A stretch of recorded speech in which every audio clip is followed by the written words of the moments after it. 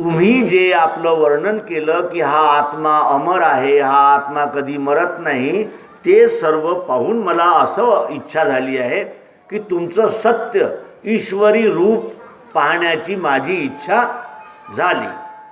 आणि जर मी हे तुमचं सत्य ईश्वरी रूप पाहण्याच्या योग्य असेल तर हे श्रीकृष्ण मला ते तुमचं स्थायी आत्मरूप दाखवा. स्थायी आत्मरूप दाखवा असा प्रश्न आहे. तुम्ही कोणत्याही संत महात्म्याला विचारा, बाबाजी आत्मा दाखवता का, आत्मा तुम्ही पाहिला का, तर तो म्हणून आत्मा काही पाहायची वस्तू आहे का, आत्मा कधी दिसते का. अर्जुनानं आत्मा दाखवा हा प्रश्न वापरला. पुन्हा मी तो संस्कृत श्लोक पुन्हा एकदा आपण पाहूया. काय माहिती, मन्यसे यदि तच्छक्यम मया दृष्टुमिति प्रभो योगेश्वर ततो मे त्वं दर्शयात्मानं व्ययम. तो अव्यय आत्मा मला दाखवा. अव्यय आत्मा ईश्वरान म्हणजे श्रीकृष्णजींनी अर्जुनाला दाखवला. जर दाखवला नसता तर त्याचं समाधान झालं नसतं. आता तो काय म्हणतो आहे, दाखवा. आतापर्यंत दाखवा नाही म्हटलं, जे जे सांगितलं ते ते ऐकलं, समजत गेला. पण आता त्याला आत्मा पाहायचा आहे. तो आत्मा श्रीकृष्णजींनी अर्जुनाला त्या युद्धभूमीवर दाखवला. तो आत्मा काय होता आपण मगा पाहिलं. हे काय आहे, हे काय आहे, ग्लास आहे. कोणत्या कामात येते हा.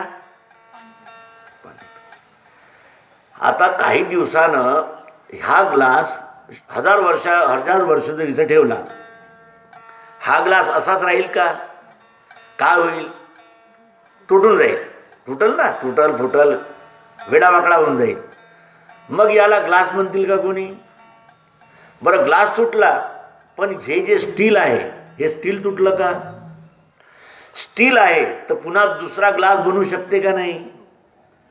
बरं ग्लास नाही बनवायचा, आता आम्हाला चम्मच बनवायचे आहे, बनवू शकते की नाही. रूपांतर कुठं झालं, बाह्यांगामध्ये झालं. आपला हा ग्लास तुटला, स्टील तुटलं का.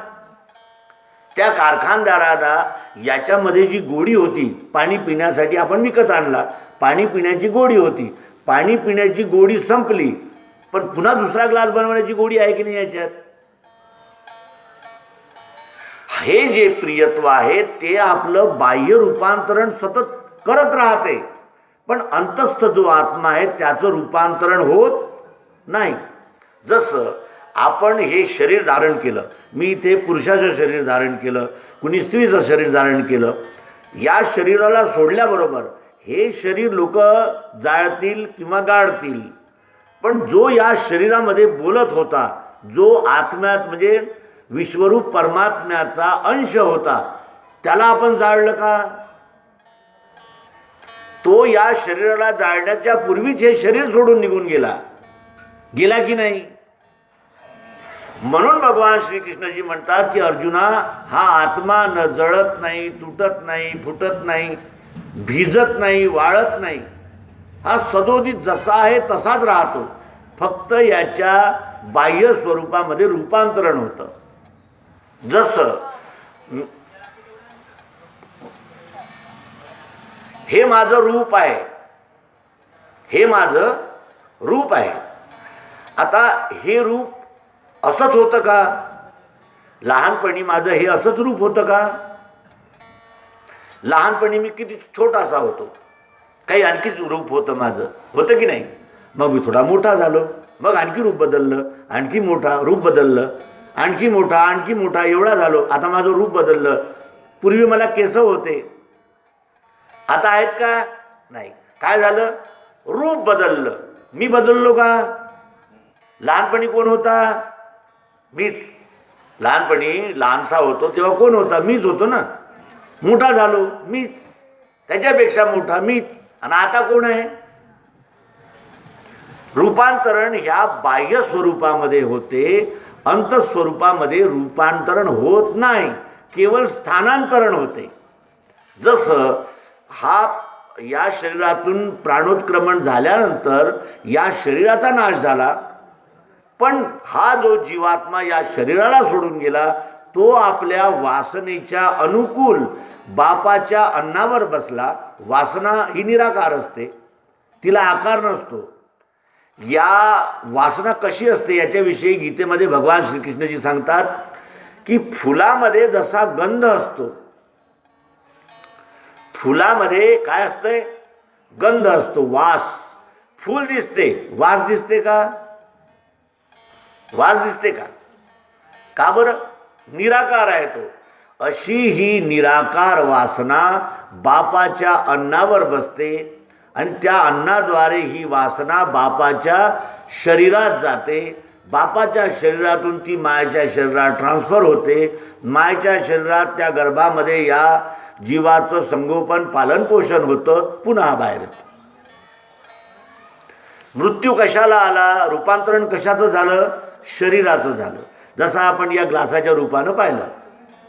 हा ग्लास तुटला फुटला म्हणजे याचं अस्तित्व तुटलं, म्हणजे याला आता ग्लास नाही म्हणता येणार. पण हे स्टील मेलं का? स्टील आहे. जोपर्यंत स्टील आहे तोपर्यंत ग्लास तयार होतील की नाही? तसं हे जे शरीर आहे हे पंचमहाभूताने बनलेलं आहे. पृथ्वी, जल, अग्नी, वायू, आकाश. हे शरीर नष्ट झालं, पण हे शरीर ज्याच्यापासून बनलं, ज्या घटकांनी हे शरीर बनलं ते घटक समाप्त झाले का? पृथ्वी समाप्त झाली का? जल, अग्नी, वायू, आकाश हे समाप्त झाले का? हे समाप्त झाले का? पृथ्वी, जल, अग्नी, वायू, आकाश.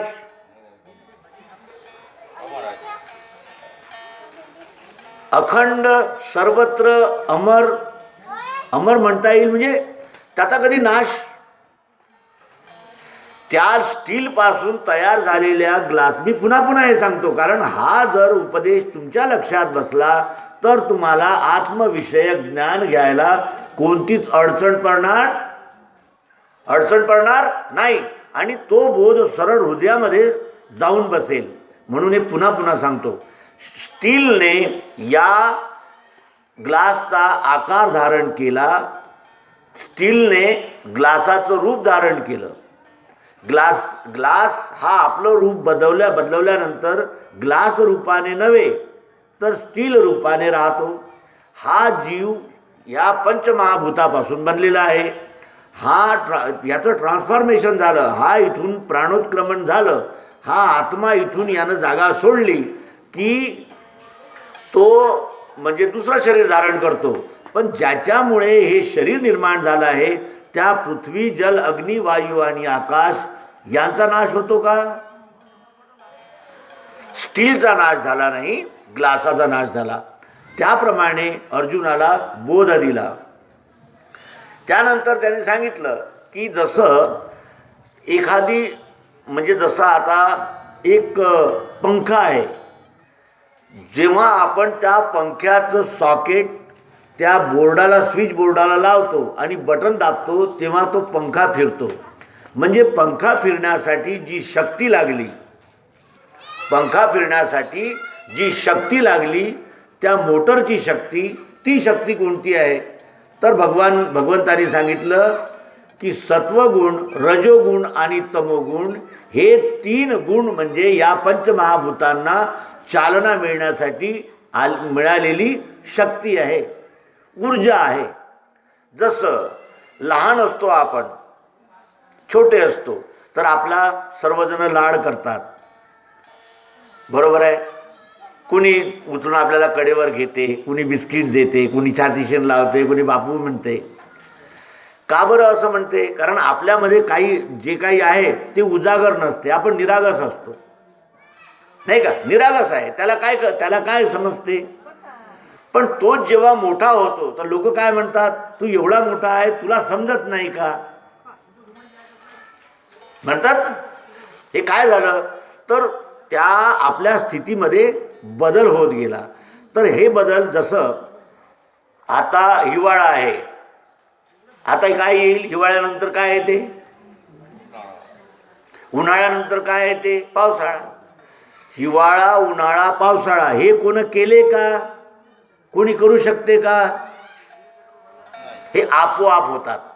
तसं या जीवाचा जन्म, धारणा आणि मृत्यू हे आपोआप होतात. आणि हेच 3 गुण आहेत. हिवाळा म्हणजे सत्वगुण, पावसाळा म्हणजे रजोगुण आणि उन्हाळा म्हणजे तमोगुण.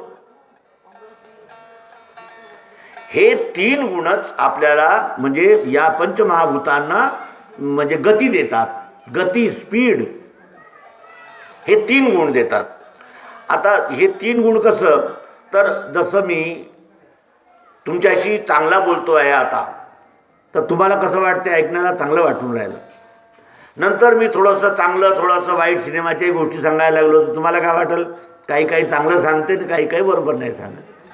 आणि मी एकदम खराबच बोलायला लागलो तर तुम्हाला आवडणार नाही, ते तुम्ही उठून चालले जाल. बरोबर आहे.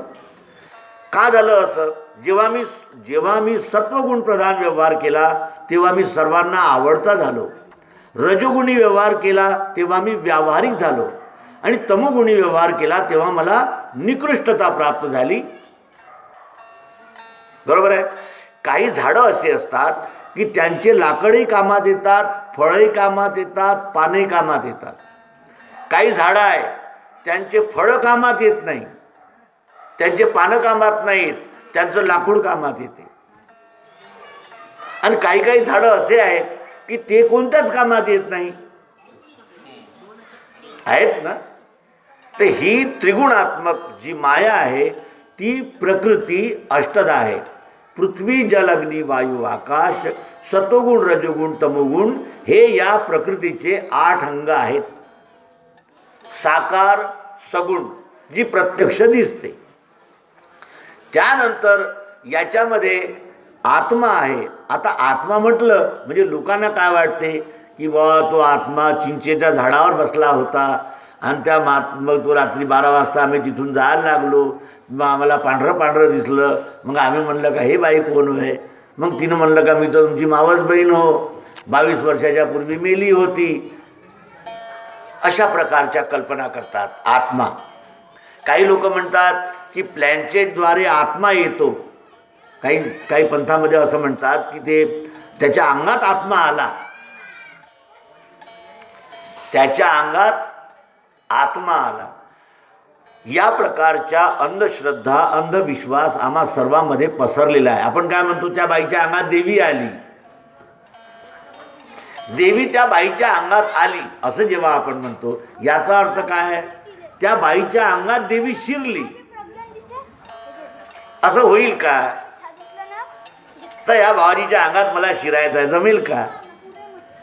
या बाबाजीच्या अंगात शिरण्यासाठी अगोदर मला शरीर सोडावं लागेल आणि बाबाजीला आपलं म्हणजे जे ज्यांचं जीवात्मा आहे, जो ज्या शरीरामध्ये आहे, तो त्यागावा लागेल.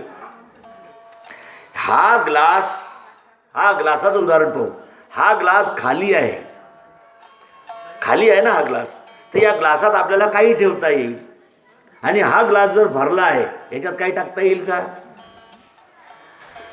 आत्मा या शब्दाचा आपण इतका विपरीत अर्थ केला आणि काहीतरी रोचक आहे, काहीतरी विचित्र आहे असा भास करून घेतला.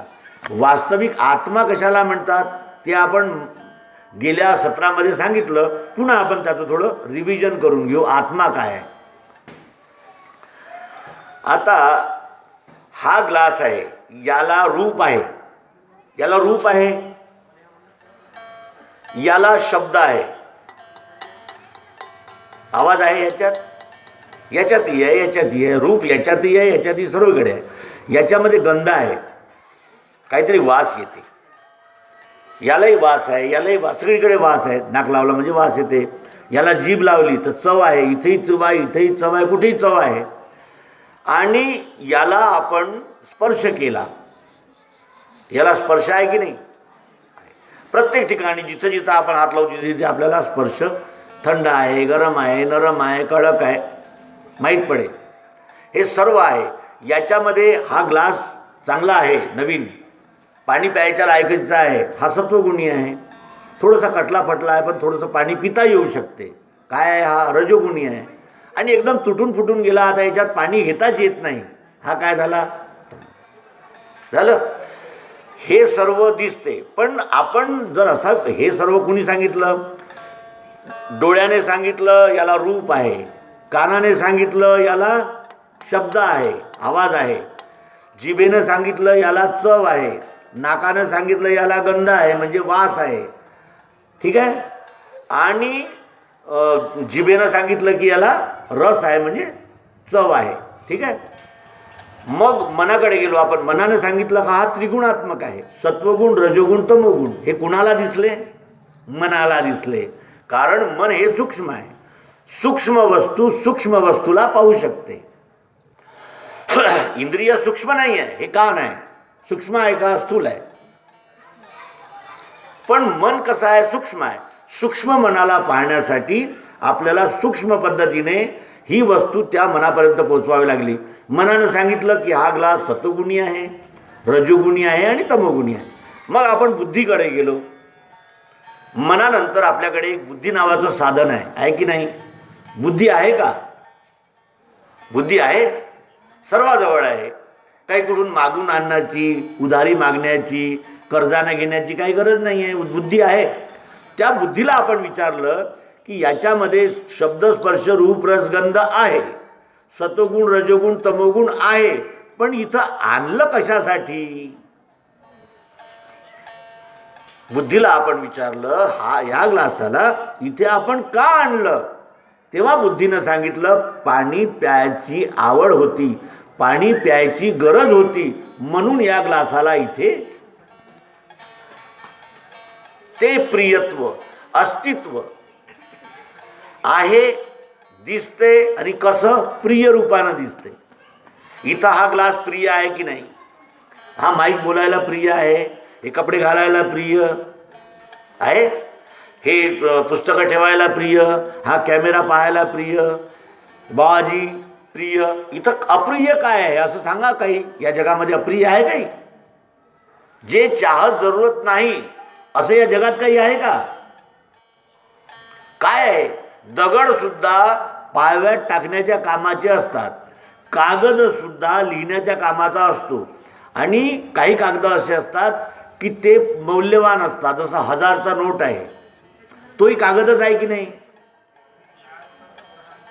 मग मी हे कागद जाळतो, तसा तो कागद जाळू का? का बरं? कारण त्याच्यात प्रियत्व आहे. हा प्रियत्व आत्मा, आणि म्हणजे या ग्लासामधून याचं प्रियत्व काढता येईल का? नाही. जोपर्यंत हा ग्लास आहे तोपर्यंत हा प्रिय आहे. मग ग्लास तुटला तरी स्टील प्रिय आहे.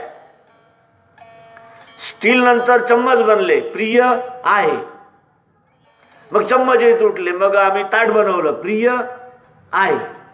त्याचं प्रियत्व बदलत नाही, प्रियत्व रूपांतरित होतं, समाप्त होत नाही. म्हणून त्याला अव्यय, नित्य, स्थायी, अजन्मा, पुराणा, सनातन असं म्हटलंय. कुणाला? आत्म्याला.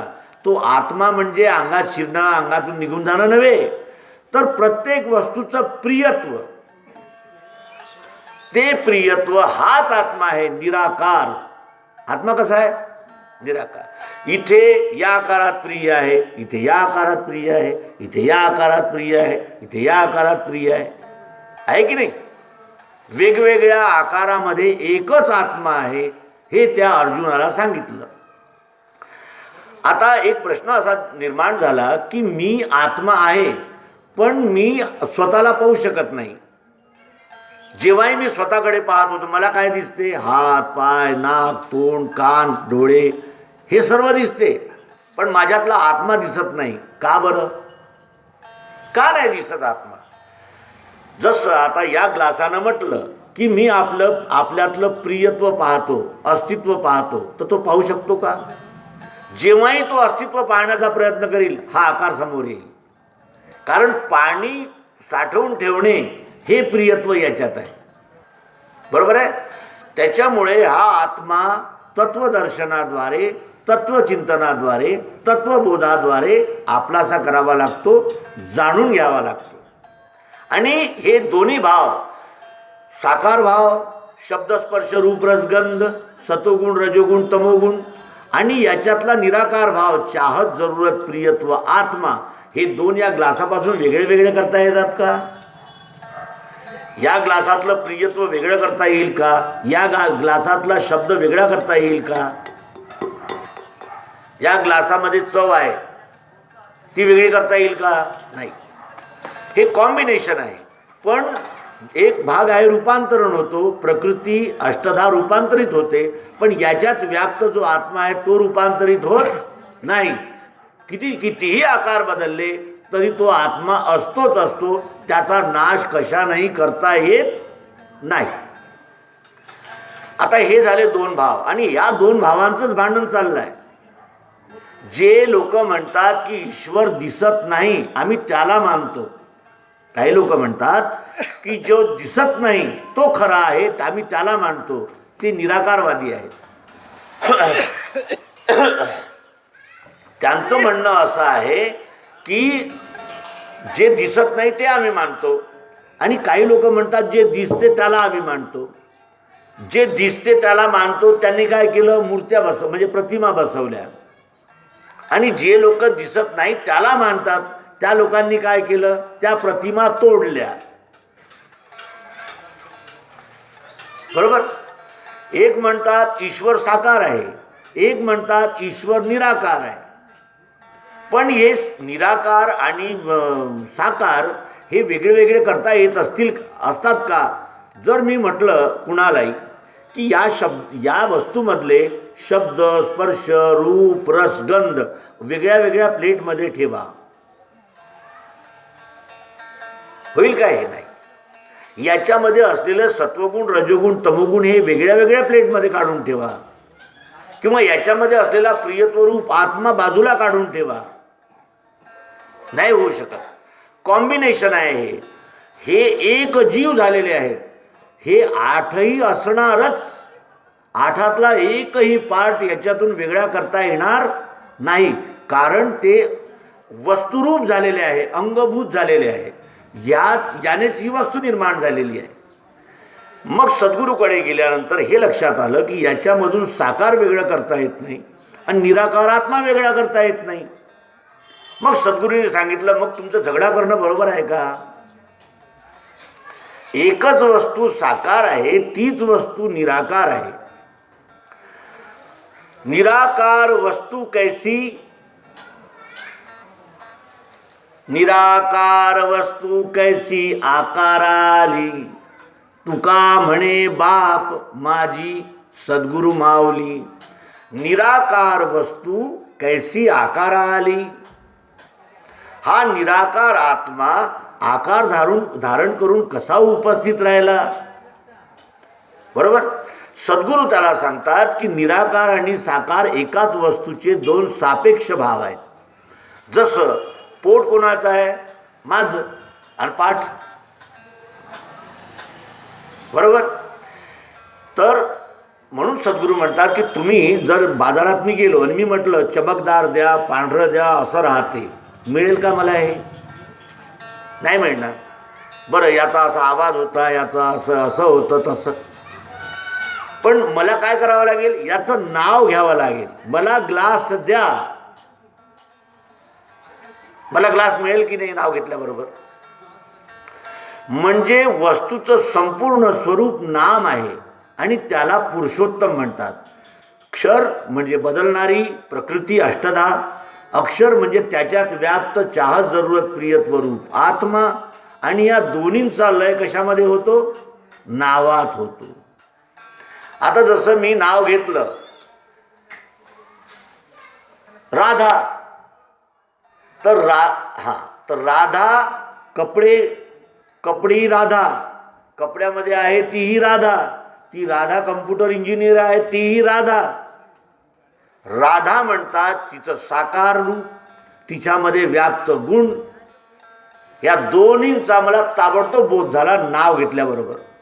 उंच उंच आहे, लंबी लंबी आहे, आडवी आडवी आहे, असं म्हटल्यानं मला हिची भेट होणार नाव घ्यावं लागेल. बाबाजी तुम्हाला कोण पाहिजे? म्हणून सद्गुरू नाव देतात आणि ते नाव काय आहे?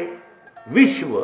जसं याचं नाव इथे काय आहे? माईक, पुस्तक, हे चौरंग, कपडे, चष्मा, हे अनंत नावं आहेत. या नावांना काही सीमा आहे का? संपूर्ण जगभर कोणते बिगर नावाची वस्तू आहे का या जगात? जिना, स्टेज, डबा, बाबाजी, माईक, प्रत्येक वस्तूला नाव आहे की नाही? आणि या सर्व नावांचं जर एक नाव करायचं असलं तर काय करता येईल? विश्व.